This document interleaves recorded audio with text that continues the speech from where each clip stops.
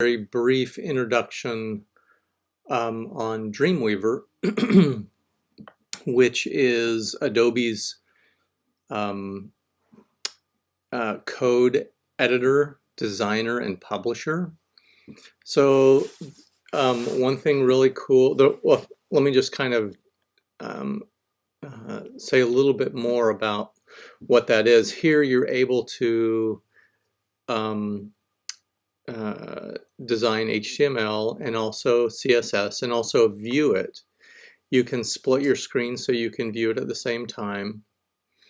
And then there's also some some easy ways to insert things here on the right, or you could just code them into the code directly, but you could create an unordered list, an ordered list, a div.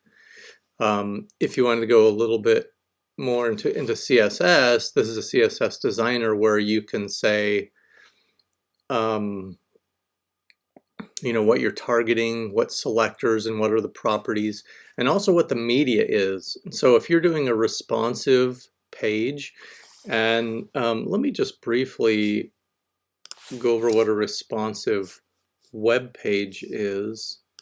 Let's see. So I'm going to Land's End website.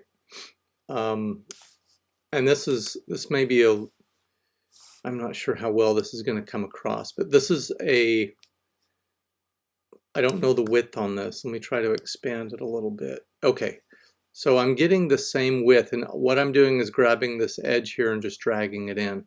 So this design has been the same since I've gone extremely large and am going in, and I can see everything's getting pretty compact, so something is going to change here in a short time. Okay, so there's a shift. Our ship to leaves. This little most valuable layer also shifts, and then as we get smaller, yeah, track order goes on 2 lines. A responsive means a responsive page reads the size of your page on your device and in your browser, and then creates the page accordingly. So this would be what you might see on your phone, where this might be something you would see on your tablet, and this might be something you would see on your desktop. So it is one page, but the programmer, the website creator, or the team has built the site to respond to the size of the page, and so it keeps the same design characteristics, the same branding, but changes. Okay, that's enough of that. Okay, I'm going to open up a site here. Let's see. Oh, you know what? Dreamweaver just shut down. Okay, well, I'm going to start it up again. And so what I love about Dreamweaver is that you can code. I mentioned the split screen thing, and what I really like about that is that you can code on one side of the screen and then see the results on the other. Let me open this index page, or at least try to again. Okay, so here is our HTML, and this is what our page looks like. Okay, so let's just code in something. Oops, let me make this smaller so we can see the entire. Okay.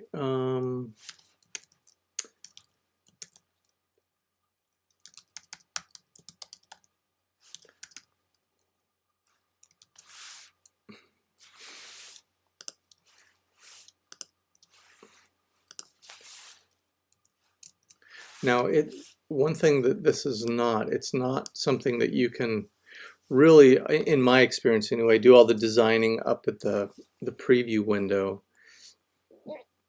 and then you know, just design it up here. That's why it's they give you this split opportunity.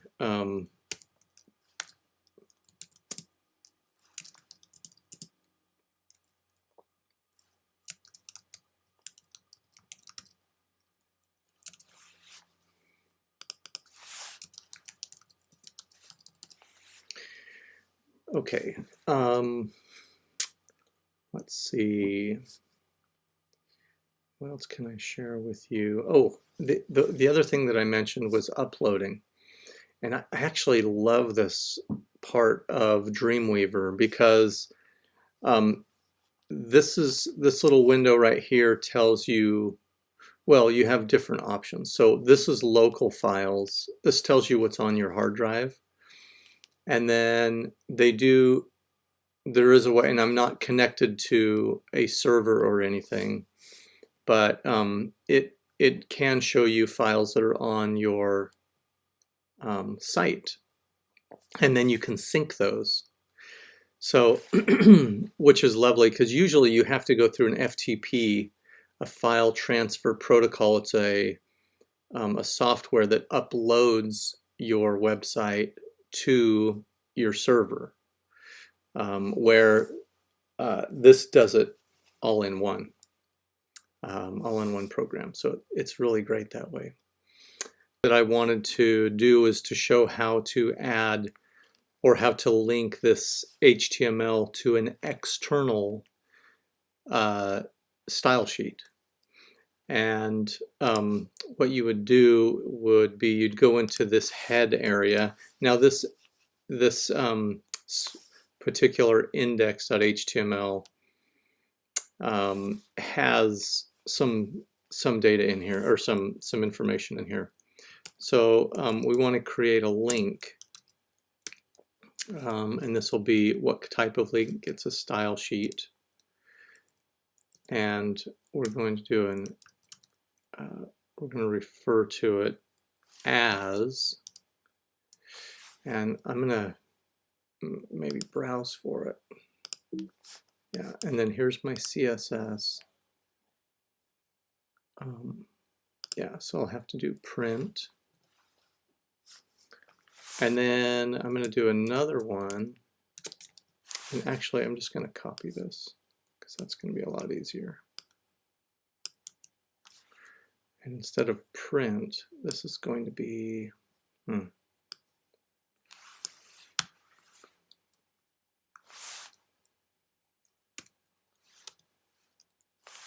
Let me browse again for it. Screen. Okay, so now that I have these two connected, you can see them showing up here in as like tabs. Now, if I had more pages open, they'd show up here. But so if I wanted to go in and make some changes to my screen, I'm going to target my H1s, and I'm going to add a font. Let's do a color. And I'm not sure if I did that right. Oh, there's no hash. That should take care of it. Let's see.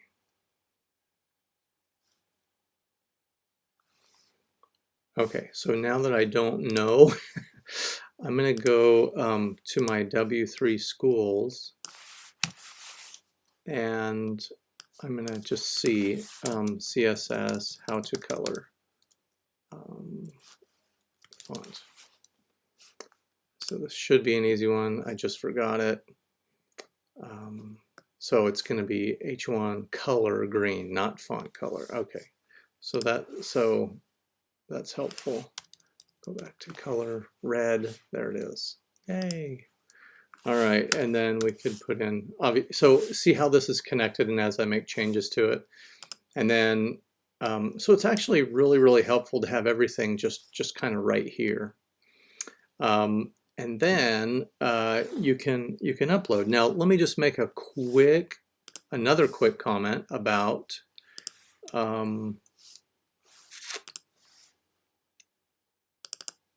yeah, so I have a new folder here titled Responsive Website. That's my folder. And inside the folder are two folders called CSS and images. And this, I'm just showing this because this is how you set up a website. This is actually how it's done. This is called the top level right here is what we're seeing. So this is where the index would go definitely. Now the index is the first page that a web browser, when you type in an address, say like we just did landsend.com, we go to Lands End, it's going to go to the server and look for index.html. That is the start page. So that one has to be in every website you do, index.html. These folders are for organization. So yeah, so here are my images that I'll be pulling from and that you'll be pulling from. And here's the CSS files that I've referenced and are now up here and available to edit. As I build more pages, say men's clothes, women's clothes, kids' clothes, whatever,